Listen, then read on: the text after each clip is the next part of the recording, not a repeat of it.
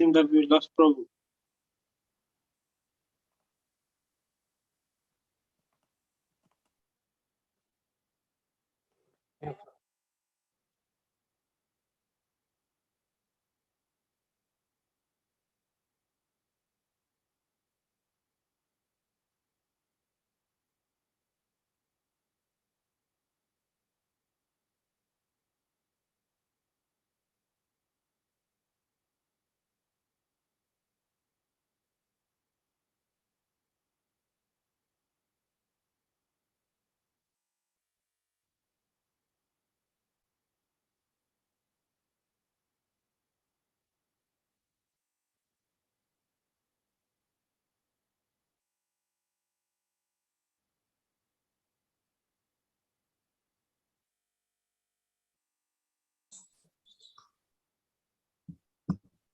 I think I momentarily lost the internet connection, so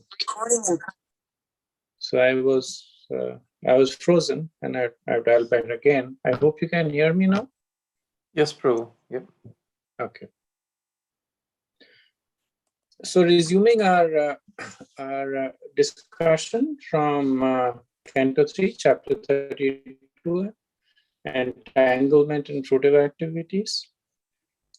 The chapter began with Lord Kapila speaking about Sakam karma, and after that he spoke about, or he was in the process of speaking about Nishkam karma. So we will begin from verse 6, where Lord Kapila starts speaking about Nishkam karma. Nivriti dharma nirata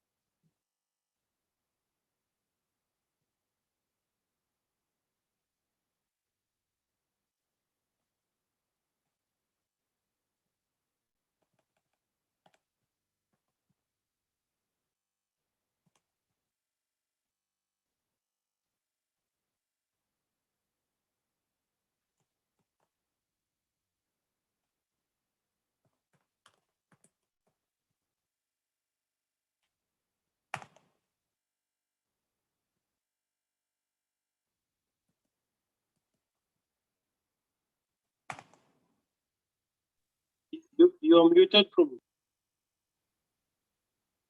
What, Prabhuji? Oh, Okay, that's sorry. nice. Not sure why that happened. So this is clearly speaking about Nishkam karma, and keywords like Nivriti Dharma Nirata, that actions of detachment. Then Nirmama Nirankarta, which is without any sense of possessiveness or false ego. Swadharma, one is performing one's prescribed activities. And the result is Sattva, Sattvinana. The person becomes situated in, or the person is situated in the mode of goodness. And what is the stage that one reaches? Lord Kapila says, Parishuddhena Chetasha. So Parishuddhena Chetasha, Chetasha of course is consciousness, here it's knowledge. Parishuddhena means pure. In here it points to the soul. So the perfection of Nishkam karma is Atmagyan, is the knowledge of the soul. And same point made in Bhagavad Gita also, that when one is perfectly performing Nishkam karma, then one transcends from the stage of karma to Gyan and enters the stage of Atmagyan, or knowledge of the soul. Srila Prabhupada in the verse, he makes this statement that he can easily enter into the kingdom of God. So Prabhupada is essentially extrapolating it from the next verse. So Lord Kapila at least says this in the next verse. for the sake of completeness, Srila Prabhupada speaks it over here also. In the purport, Srila Prabhupada talks about the perfection of Nivritti Dharma. And Nivritti Dharma itself is material. But Prabhupada says that constantly engaging in executing religious activities for detachment. So this is the perfection of Nivritti Dharma. That one is essentially performing religious activities. And then he says there are two kinds of religious performances or dharma. One is called Pravritti Marga and the other is called Nivritti Marga. So Lord Kapila had previously explained Pravritti Marga. This is the path that is followed by the Sakam Karmis. So Pravritti means with a desire to enjoy. Now, the Nivritti Marg is followed by the Gyanis. They do not for the sake of enjoyment, but out of a sense of detachment. The Prabhupada said Nivritti is to act for the Supreme Personality of Godhead. This is the perfection of Nivritti. That being engaged in devotional service with no proprietorship of claim, not situated in false ego, and thinking the Lord as one's master and thinking oneself as the servant. So these points are made by Prabhupada because later on Lord Kapila will make the same point. He will say that all these are included in Bhakti. Now here, strictly speaking, Lord Kapila is not speaking about Bhakti. He is actually speaking about Jnana, talking about Nivritti. Okay, verse 7. Suridvarena te yanti purusham veshvato mukham pravaresham prakritim asyotpatyant bhavanam. Through the path of illumination, such liberated persons approach the complete personality of Godhead, who is the proprietor of the material and spiritual worlds and is the supreme cause of their manifestation and dissolution. So this is now the destination of the Nishkam Karma Yogis. In the 4th verse of this chapter, Lord Kapila had given the destination of the Sakam Karma Yogis. And what was that destination? Swarga, heavenly planets. Now he gives the destination of the Nishkamis. And he says that going by the path of the sun, they attain the perfect Lord. And who is that perfect Lord? Lord Kapila describes him as the controller of higher and lower beings, the material and efficient cause of the universe. So if you remember back from the Bhakti Shastri study of Bhagavad Gita, the same point was made by Krishna in chapter 8, verse 24, where he said, Agnir Jyotiraha Shukla Shanmas Uttarayanam Tatta Prayat Gachanti Brahmvido Jana. That those who know the Supreme Brahman attain the Supreme by passing away from the world during the influence of the fiery god, in the light, at an auspicious moment, during the waxing moon, or during the Uttaranayan, which is the 6th month when the sun travels north. The destination of such people is the impersonal Brahman. And that is what Lord Kapila is saying, that while the Sakam Karma Yogis will attain the heavenly planets, the Nishkam Karma Yogis will attain the impersonal Brahman. Srila Prabhupada further explains Nivriti Dharma in the purport. So he says that Surya Dvarena means by the illuminated path or through the sun planet. The illuminated path is devotional service. It is advised in the Vedas not to pass through darkness, but to pass through the sun planet.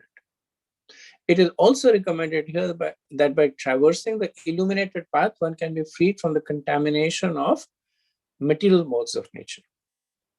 By that path, one can enter into the kingdom where the complete perfect personality of Godhead resides.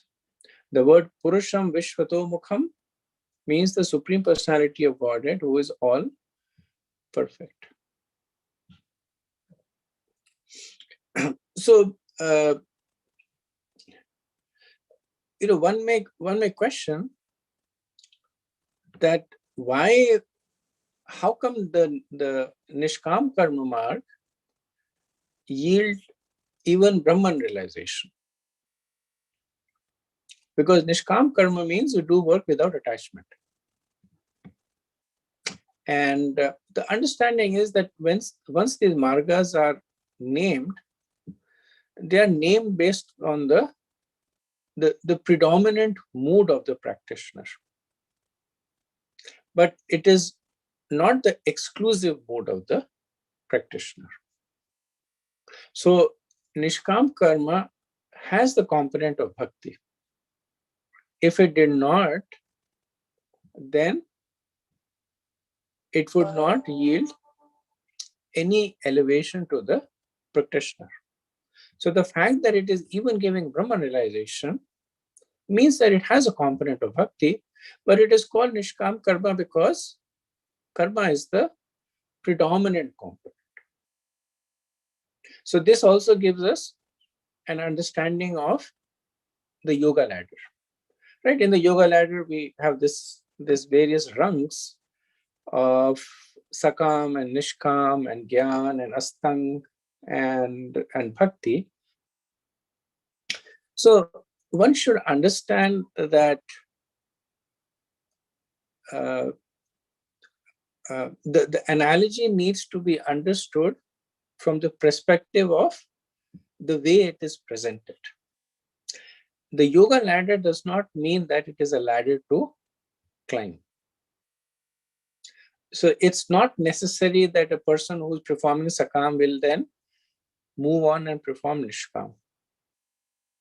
Just as it is not necessary that the person who is performing Nishkam will perform Astanga.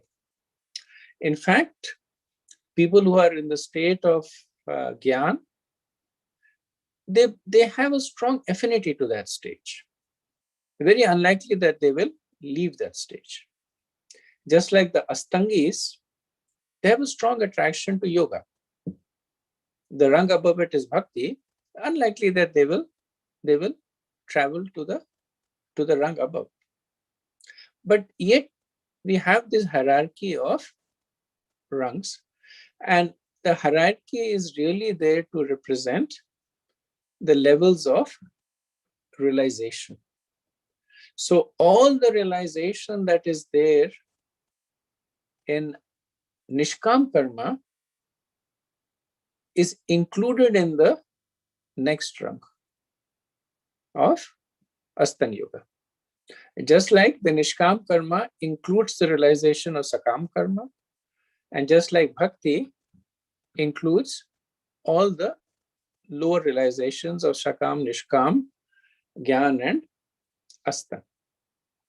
So it is called a ladder because it is a hierarchy of realizations and destinations. Right? Because if it was not that, then a ladder has only one destination. The one that is at the top rung. But yet we are mentioning over here, Lord Kapila is mentioning over here, Sakam Karmis go to the heavenly planets, Nishkam Karmi goes to impersonal Brahman, then he'll talk about the destination of the yogis. So that means it's not really a ladder on which a person climbs. It is really a ladder of a hierarchy. That a higher rung is situated at a more elevated platform, both in terms of destination and realization. If a person is at 10 feet, then he's automatically at 5 feet, is automatically at 2 feet. So he has all the realizations at the lower rungs, and he also has all the destinations of the lower rungs. So relevant for us to understand, because Lord Kapila is basically building a yoga ladder for us. And we studied in the 12th chapter of the Bhagavad Gita. This is a reiteration of that. And just like we understood there, at the point that the ladder is essentially a sequence of realizations, important for us to mention the same.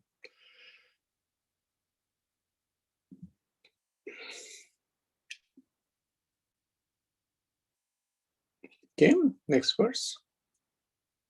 Verse 8.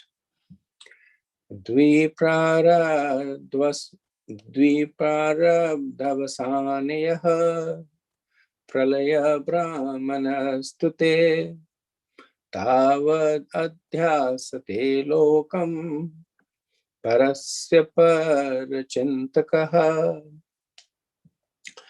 Worshippers of the Hiranyagarbha expansion of the personality of Godhead remain within this material world until the end of the true praradas, when Lord Brahma also dies.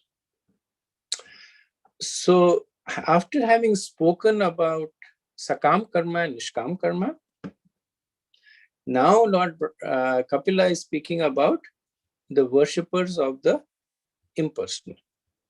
So in 8 verses, from verse 8 to 15, he will speak about the Hiranyagarbha worshippers. And essentially, you will notice that Lord Kapila is speaking in this form, that what is the practice, what is the corresponding destinations. This practice, this destination. This practice, this destination. Spoken about 2 practices and the destinations. Now he's speaking about the third practice. So these are worshippers of the Virat Rupa. So we studied in the 2nd canto, also in the 3rd canto, how the Virat Rupa is also known as Hiranyagarbha. Now, there are 2 kinds of worshippers of Virat Rupa. And Lord Kapila speaks about both of them in the same set of verses, but they have different disposition and destinations. So there is one kind of Virat Rupa, a Virat Rupa worshipper, who worship the Virat Rupa as a representative of Lord Brahma.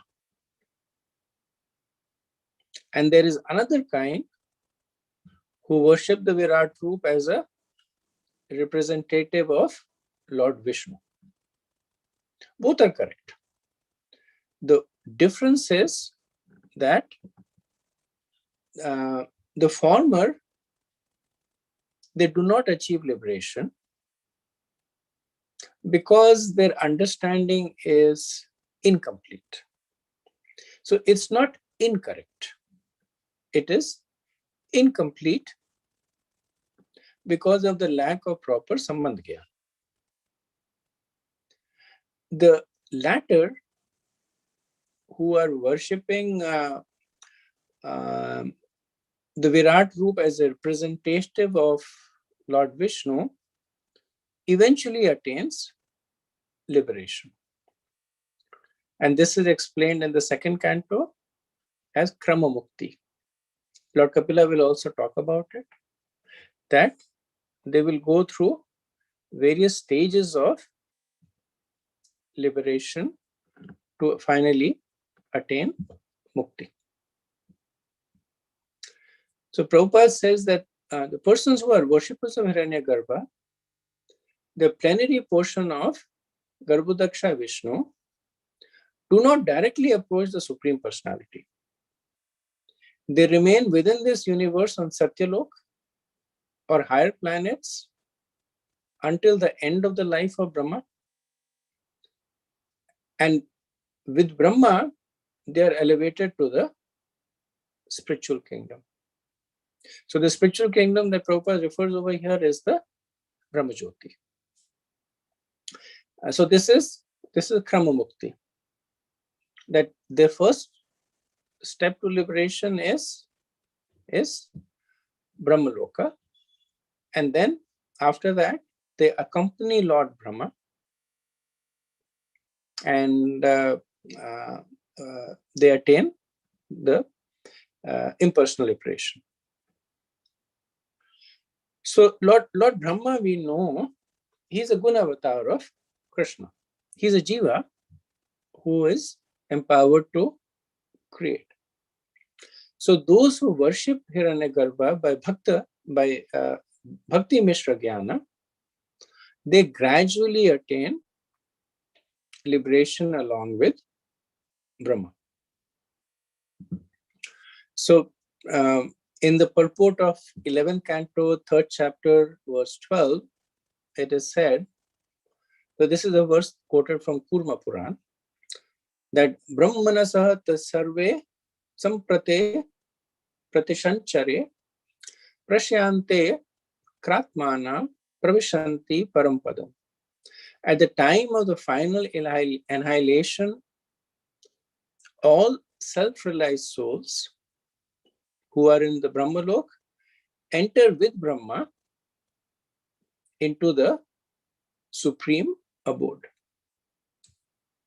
So Prabhupada explains further that Parasya Parachinta means always thinking of the Supreme Personality of Godhead or always Krishna conscious. And then he said this not only refers to Krishna but also to the 3 Purusha avatars. So such persons enter directly into the kingdom of God, the Vaikuntha planet, or if they are worshippers of the plenary portion of Garbhodaksha Vishnu, they remain within this universe until its dissolution, and after that, they enter. So,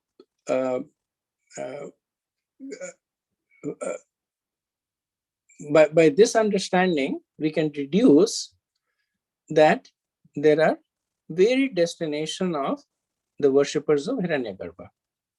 So those who worship Hiranyagarbha without any Vishnu Bhakti, they don't attain liberation. So Brahma might get liberated, but they will not get liberated because their conception is incorrect. So they may go to Brahmalok, they may enter into the body of Mahavishnu, but they will return again. Those who worship Hiranyagarbha as a representative of Lord Vishnu, they will get impersonal liberation.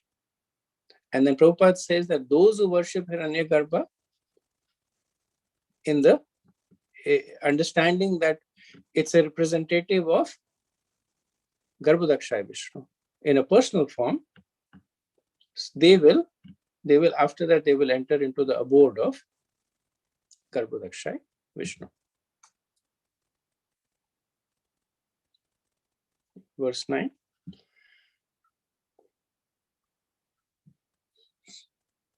Shambunalina Viyanmam Indriyartha Bhutadi Pravirtam Pratishan Jiheshu Avyakritam Vishati Yariguntrayatma Kalam Parakhyam Anubhuya Para Swayambhu. After experiencing the inhabitable time of the three modes of material nature, known as true prarathas, Lord Brahma closes the material universe, which is covered by layers of earth, water, air, fire, ether, mind, ego, etc., and goes back to Godhead. So when Brahma is reaching the end of his life, so Dvi Prararthas is the lifespan of Brahma. Each Prarartha is 50 years. So when Brahma is reaching the end of his life, then at that point, he desires to wind up this whole business of the universe. So composed of the three gunas, that means still under the influence of the modes, he enters into Mahavishnu.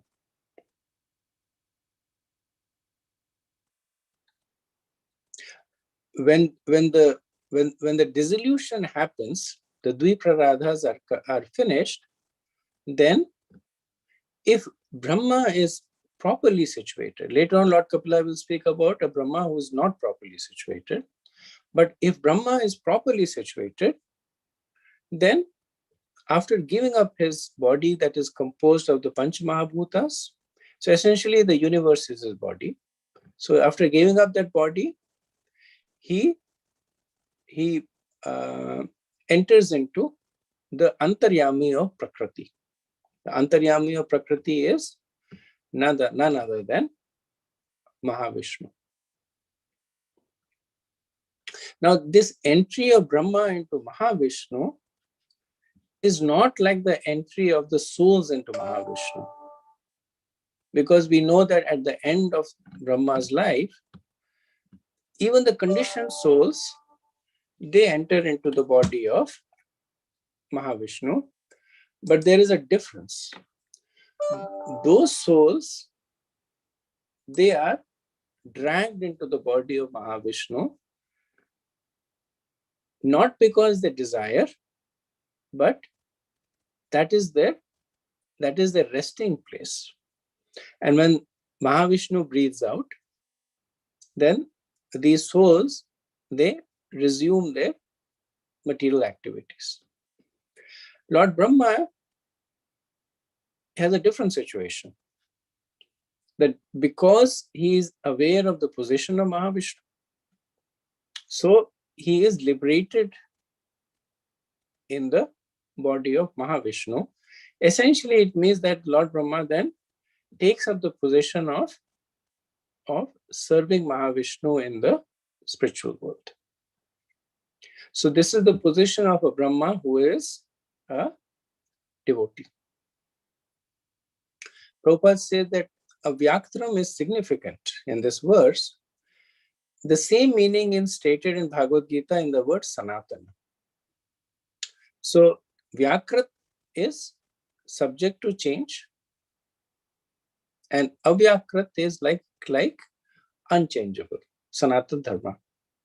So Prabhupada says spiritual sky is Avyakrat, that which does not change, and where the Supreme Personality of Godhead resides.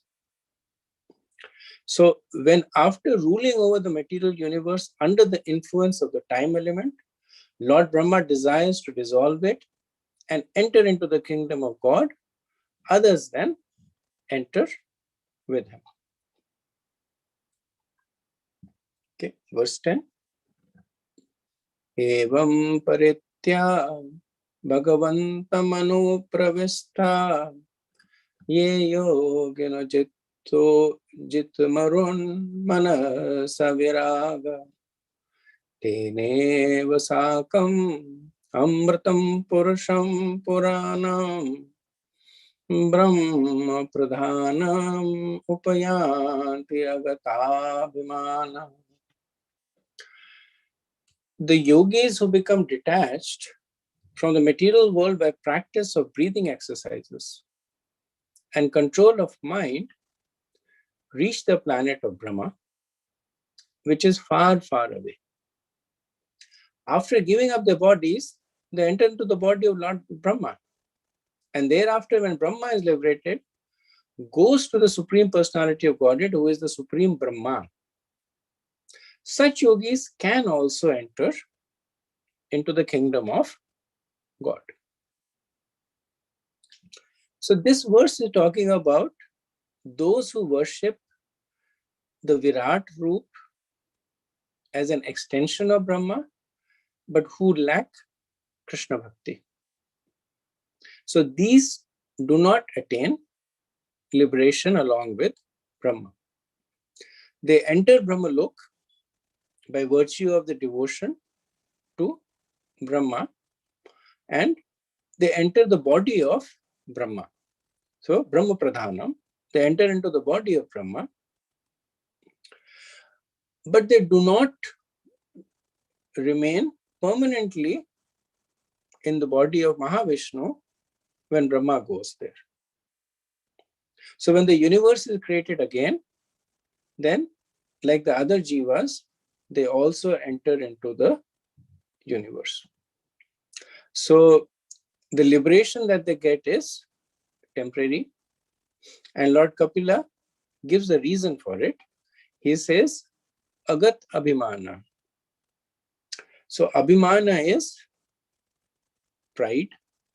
Gata means gone away, and Agata means not gone away.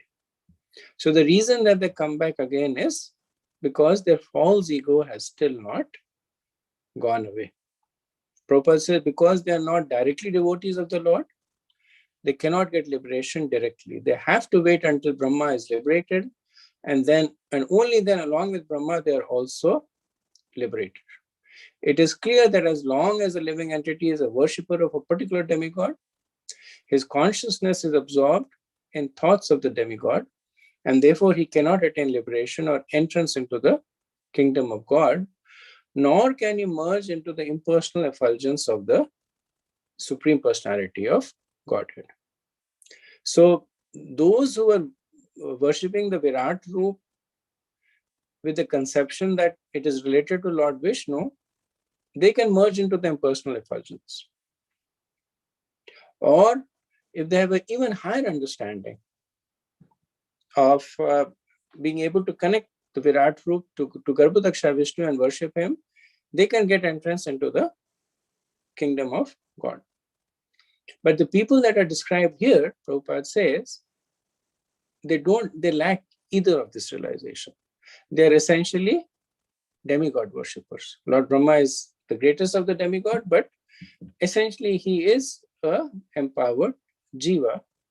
And being demigod worshippers, their liberation is limited to the position of the demigod they are worshipping. Okay, verse 11. Atatam sarva bhutanam hitapadmeshu kritalayam Shrutanubhavam sharanam vrajabhavena bhamini. Therefore, my dear mother, by devotional service, take direct shelter of the Supreme Personality of Godhead, who is situated in everyone's heart. So Lord Kapila starts his verse with Ataha.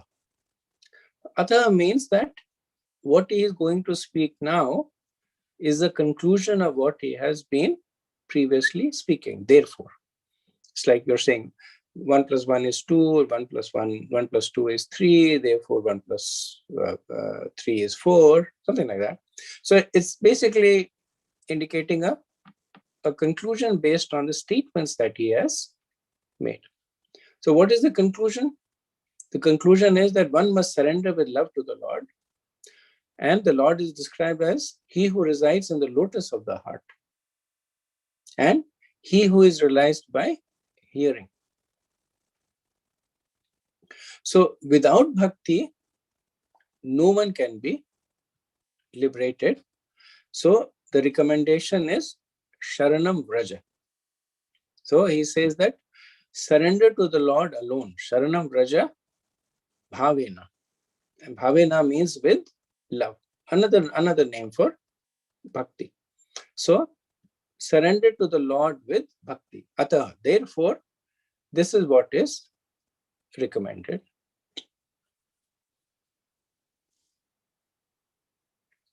And I wonder if I can start the recording.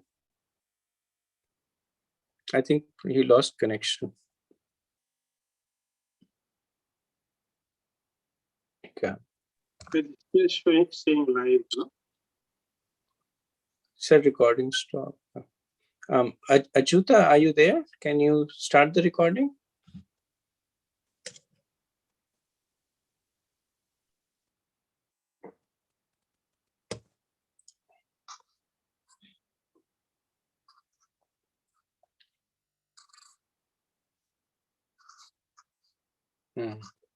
I don't see Achyuta also. Let's give him a few minutes.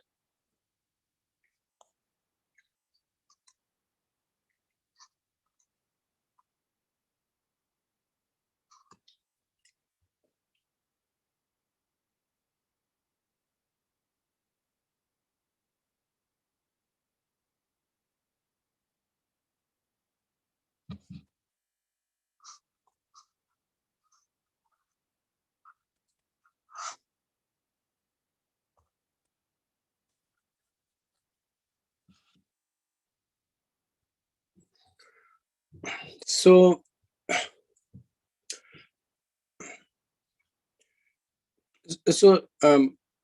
Lord Kapila in this verse, he's succinctly describing the process of bhakti, right? So he's saying that who should be the object of your bhakti? That personality of Godhead who is seated in everyone's heart. How should you relate to him?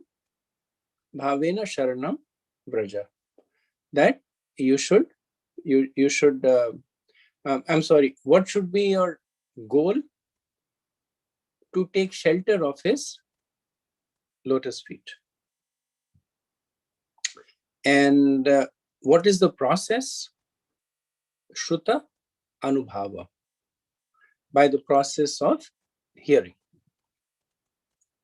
So essentially he is giving in the nutshell, that the conclusion is that one should take to the process of bhakti, pure devotional service. And Shruta Anubhavam is specifically mentioned. Of course, that's not the only process of bhakti, but it is specifically mentioned because of its potency. So Lord Brahma himself in 3rd canto, 9th chapter, verse 11, he had spoken about how the devotees can see the Lord through the ears by the process of hearing. And then Lord Brahma says that you are so merciful to your devotees that you manifest yourself in the particular eternal form of transcendence in which they always think of you. Now, ultimately, this is what Lord Kapila wanted to say. In order to make this point, he spoke the preceding verses. So if you look at the preceding verses, Lord Kapila talked about a situation which was very similar, but slight differences and differences in destination. So what was the situation he explained? That there is a group of people who worship the Virat Roop, Hiranyagarbha, right? So 2 people sitting side by side, both of them worshipping Hiranyagarbha. Then he says, one of them attains liberation and the other does not. And the reason that the other does not is because he is not worshipping Hiranyagarbha with bhakti.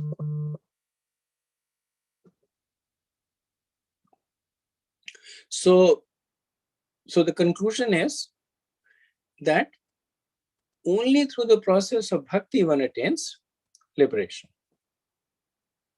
Right? So you have two cups of identical tea, and one of them is sweet and one of them is bland. And then you ask, why is this cup of tea sweet? And the person says it has sugar in it. Everything else is the same. The only difference between the two cups is one has sugar and one does not. So that means you can draw the conclusion that by the addition of sugar, the cup of tea became sweet. Lord Kapila is forcing us to draw that conclusion, that only by the addition of bhakti does one get liberation. So that's why that is the atha. That is the real conclusion that he is presenting to us. Lord Kapila also addresses Devahuti as Bhamini. So Bhamini is an affectionate term for mother, or a mother who has affection. And in doing so, he is also referring to her elevated position in Vatsalya Rasa. So basically what he's saying, that all that I've said in the past is not applicable to you, because you are attracted to my personal form in a superior rasa. It's not that I'm recommending that you take to the worship of Virat Roop, or even with the worship Virat Roop with understanding that it is related to Vishnu. You're my eternal mother. Your position is secure. So my recommendation to you is Bhavena Sharanam Vraja. That with love, you Sharanam, you take shelter of me. And when he's saying to you, it is to devotees. That devotees don't have to, so he wants to make sure that devotees don't get bewildered by the analogy that Lord Kapila has given, saying that, well, Lord Kapila is saying that Sakam, Nishkam, Virat, and then he says Virat with Bhakti gives you liberation. So let's do Virat with Bhakti. And he's saying, no, that's not what I'm saying. I'm only saying this to bring forth the potency of Bhakti. But just like my mother's position is secure as my devotee, as one who is residing with me in love, that's what the conception of the practicing bhakta should be. Srila Prabhupada in the purport, he makes this interesting point of oneness. And it's a point that he has made several times before, that everybody desires oneness. Even the devotees desire oneness with the Lord, ekatva. The only difference is the nature of the oneness. The Mayavadis, they want to be one with Lord. The devotees want to be one with Lord in terms of interest. What they want to do is that what the Lord's interest is, one with my interest. And what is the Lord's interest? The Lord's interest is to please the devotees. And what is the devotee's interest? To please the Lord. So that is the oneness that Srila Prabhupada is talking, which is different from the oneness of those who worship the Virat Roop as an impersonal form. That's why they get Brahman realization. So Prabhupada says, Lord Kapila advised his mother that she did not need any indirect process. She is already situated in that direct process, because the Lord has taken birth as her son. Actually, she did not need any further instruction, because she was already in perfectional stage. Kapila Dev advised her to continue in the same way. He therefore addressed his mother as Bhamini to indicate that she was already thinking of the Lord as her son. Devotee is advised by Lord Kapila to take directly to devotional service Krishna consciousness, because without that consciousness, one cannot become liberated from the clutches of Maya. This is a succinct summary of the verses that have been spoken. So I'm going to do the next set of verses. These are 4 verses that come together. After that, I'll stop and stop for any discussion. So this is verses 12 to 15.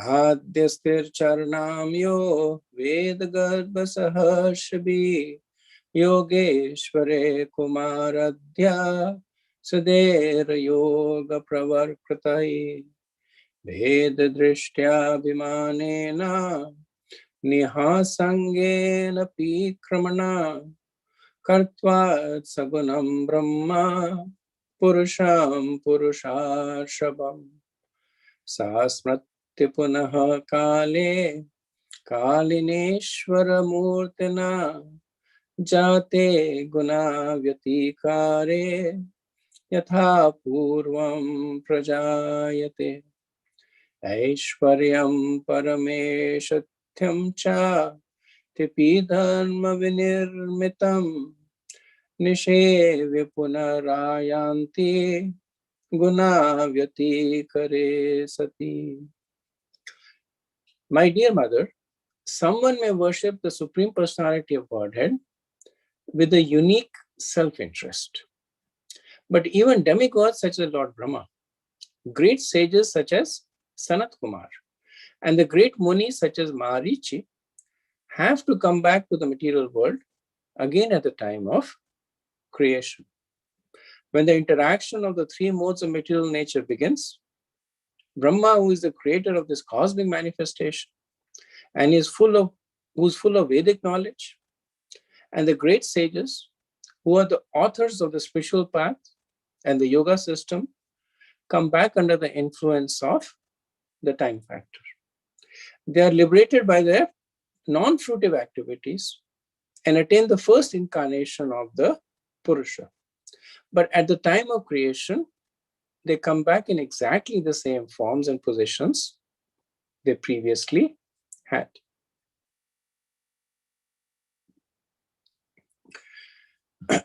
So, Lord Kapila is summarizing the points that he had made, and the central theme of these verses is as follows. Lord Kapila is saying that Brahma is the greatest personality in the universe. Along with Brahma, there are great personalities like the Mahamuni, Sanat Kumar. Even these personalities, even such great personalities, if they do not have bhakti, will come back to the material world, regardless of anything and everything. So they may be performing activities that are exalted. They may be performing activities that are non-fruitive, but yet they will come back. So he said they are liberated by the non-fruitive activities and attain the first incarnation. So the first incarnation is Mahavishnu. So this is a form of impersonal liberation. And they merge into the body of Mahavishnu. But then Lord Kapila says at the time of creation, they come back in exactly the same forms and positions they had previously held. So because they do not have the conception of the Supreme Lord, they will keep coming back again and again, regardless of how exalted they are in terms of their karma or gyan or yoga. And Brahma gets his position because he is because of his piety. Sanat Kumar because of their knowledge. The great sages because of their karma. That Lord Kashyap is Kashyap Muni. He is said to be one who has perfectly performed karma kand. So regardless of which anga that they have performed. If they don't have bhakti, they will come back. Just because you are Brahma, liberation is not guaranteed. And the flip side is that even if you're a Chandal and you have bhakti, liberation is guaranteed. So the verse is essentially putting forth the potency of bhakti. Vishwanath Chakravarti said that this also makes a more subtle point, that even if Brahma is a devotee, and at the end of his life, he attains liberation, those who worship Brahma will not attain liberation. So this goes back to the point that we studied in Bhagavad Gita, Devan Deva, that those who are worshippers of the demigods go to the planet of the demigods. So those who are worshippers of Brahma go to the planet of Brahma. Now, let me ask you this question, that if Brahma is a pure devotee and one is worshipping Brahma, then when Brahma goes back to Godhead, why don't his worshippers go back to Godhead?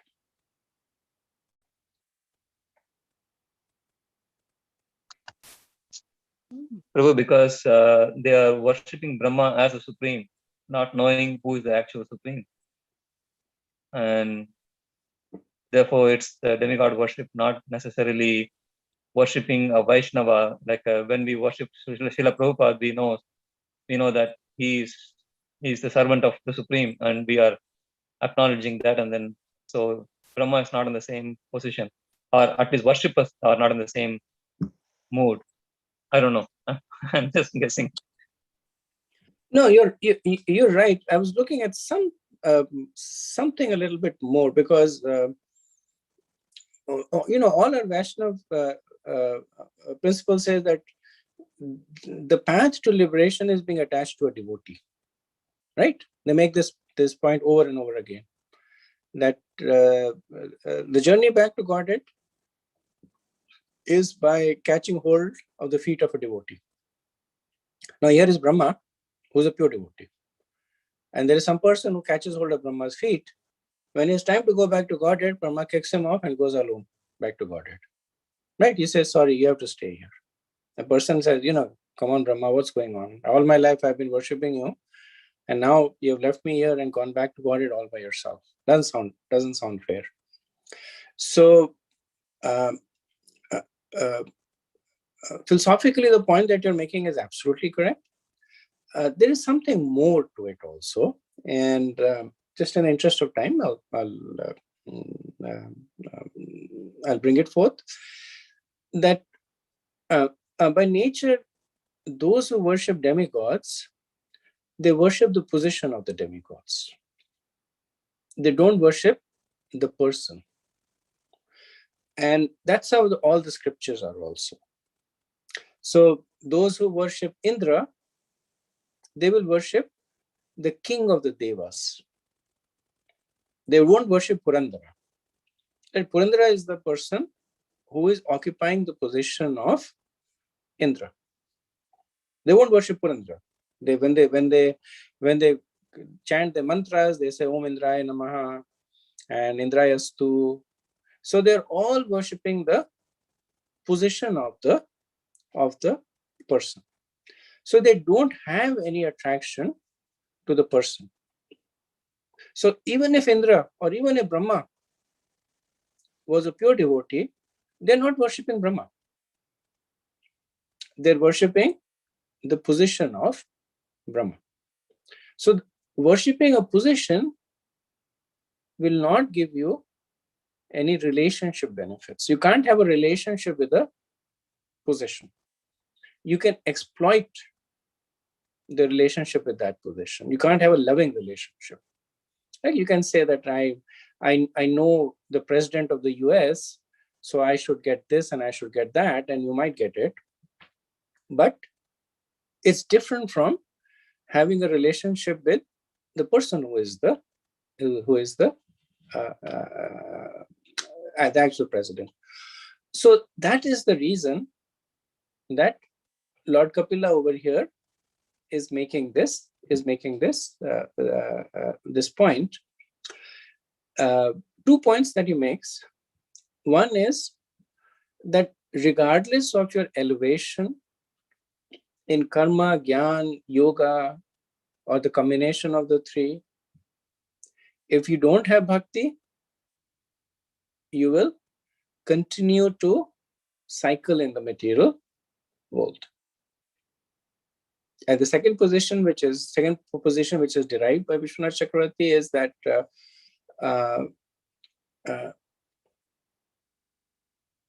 the fault in demigod worship is that it is impersonal, because you're not worshipping a person. You're worshipping a position that has some description. It has some powers, it has some facilities, some abilities. You're worshipping the possession, no person over there. Tomorrow, if Indra goes out and Bari Maharaj comes, then the person will still worship Indra, doesn't care. The person is not going to grieve, oh, what happened to Purandra now that Bali Maharaj has come. It's a whole different ball game. No, they will continue to worship Indra. They don't care about the person. And the destination of these people is that they will keep circling back in the material world. So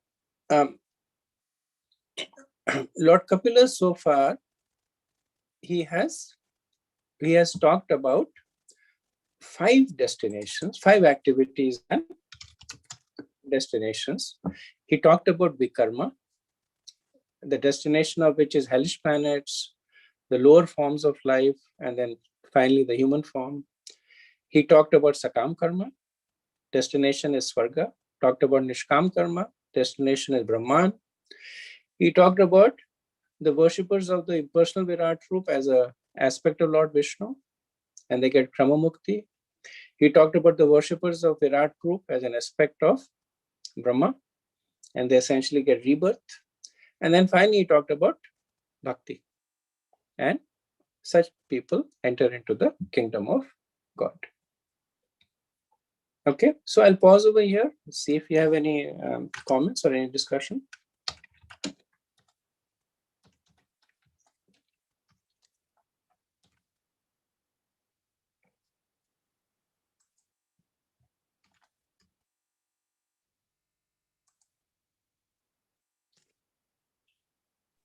Hare Krishna Prabhu, just one reflection about those who worship Lord Shiva, okay?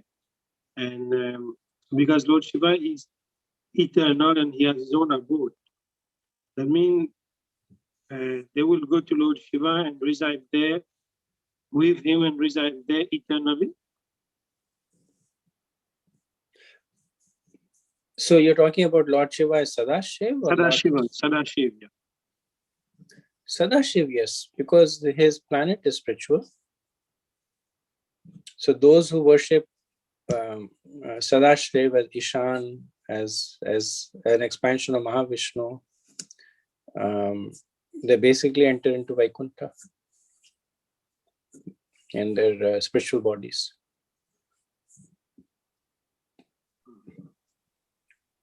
Prabhu, what about worshipping Ganesha or Kartikeya? Are they positions or are they persons like? They're both. They're persons who are occupying positions, but the point that is made is that essentially the people who worship demigods, they worship positions. So Lord Ganesh has a certain position, Lord Kartik has a certain position, and Lord Ganesh is Vigna Vinashan, right? He's the remover of obstacles, and people worship him in that mode. that to get access to that ability. But yes, demigods, of course, are jivas, so they are, of course, people. But demigod worship is not worship of the personality of Lord Ganesh, but of the position of Lord Ganesh.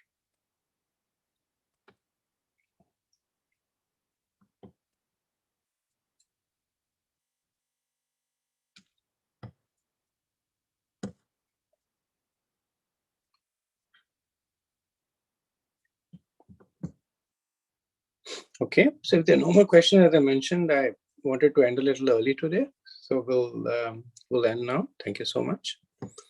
Vanchakalpatarubhyascha kripa sindhubhya cha patitanam pavanebhyo vaishnavebhyo namo namah. Ananta koti vaishnavinda ki jai. Shila Prabhupada ki jai. Thai Gaur Premanande. Hare Krishna. Thank you so much. Hare Krishna.